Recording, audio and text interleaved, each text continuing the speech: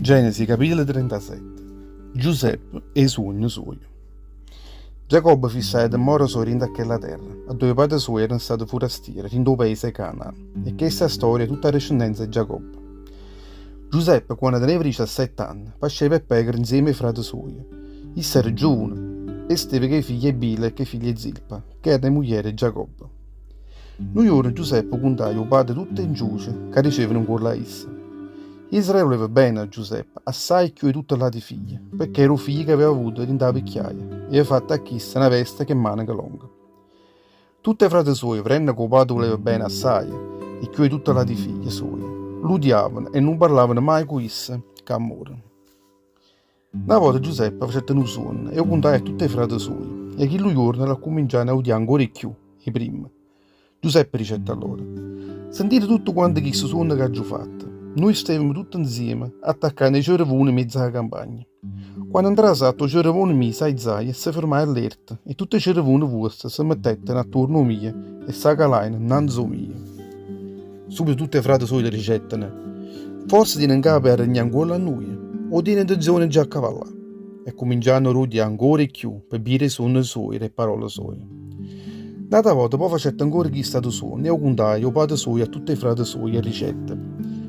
Ha fatto ancora un altro suono. Sentite, o sole, la luna, 11 stelle, s'accalaino innanzi a me.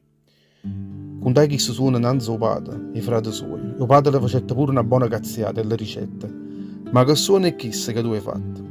Forza avesse ma venire, mamma dei frati tuoi, a ci mettere che la faccia in terra innanzi a te. Tutti i frati suoi erano perché esse meriuse isse. Il padre invece tenette a mente questa cosa. Ammiri dei frati Giuseppe e vennero i Madianiti. Un giorno i frati suoi ettano a pascere e pecore rubato loro a Sichem, e Israele dicette a Giuseppe: sai che i frati tuoi stanno pascendo e pecore a Sichem? Vieni, ti voglio mandare dove stanno loro. Papà, sto qua, le rispondette essa. Va a vedere come stanno i frati tuoi, le dicette il padre, e come sta pure dove stiamo, poi quando torni mi conterai ogni cosa. O facette partire in da schiena ad Hebron e l'arrivai a Sichem. Mentre disse nieve in zunzuliana per indare la campagna, o trovai un uomo che la dimandai: ma chi vai a scianne? Sto cercando i frati miei, le rispondette questa. Mussa ma dove si trovano a pascere e pecore, e chi le ricette? Hanno luato e tenne loro a ca, e aggiuntise risero, gli ammungenno a Dotan. E Giuseppe si mettette a chi a scianne i frati suoi, e trovai a Dotan. I frati suoi overettene, quando stava ancora arrasati a loro, e tutti insieme congiurarono, lo fa morire. L'uno con l'altro si ricettene. O viccan, sta arrivando chi le catene sempre a capo sovrinde in nuvole, chi le che fa solo suono, ma accerimmele e buttamle in da questa cisterna. Poi mandiamo a ricere al padre, una veste assai furiosa se l'ha strafugata, a così vedremo che ne sarà tutti i suoni suoi. Rupa si indette e voleva salvare in mano loro, ricette. Non lo facciamo pure. Poi ricette allora. Non spagnito sangue, buttate in da questa cisterna che sta in deserto, ma non lo culite con una mano vostra. Chi si ricetta così perché teneva intenzione di salvare in mano loro e lo portava un'altra volta in braccia del padre. Quando Giuseppe arrivava vicino ai frati suoi, loro subito scipparono a quella che è la veste sua. Che la veste, che manica lunga, che teneva un collo. La afferrarono e buttarono in una cisterna, che era vacante e senza acqua. Poi si assettarono attorno e si mettettero a mangiare. Veramente stavano mangiando, aizzando l'occhio loro, vedettero arrivare là una carovana ismaelita, che venivano in da città di Galat, che cammelli cariche di resina, bassam e laudano. E venivano a portare tutte queste robe in dall'Egitto.